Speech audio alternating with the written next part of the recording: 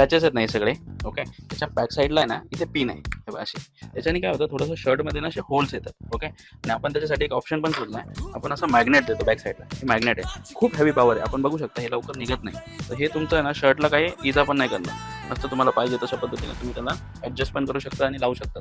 हे आहेत आपल्याकडे इंडियाचे मॅग्नेट. हे याच्यामध्ये आपल्याकडे खूप सारे डिझाईन आहेत. ही डिझाईन आहे, ही डिझाईन आहे, ही डिझाईन आहे. इथे मी लावलेली एक डिझाईन आहे.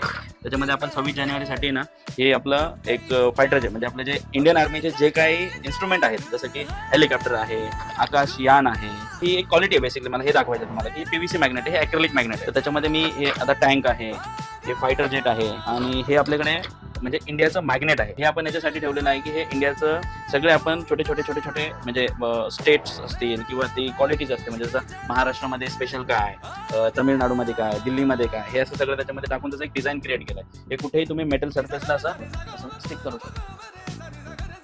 ओके, त्याच्यानंतर हे फ्लेक्झिबल मॅग्नेट आहेत हे वाले.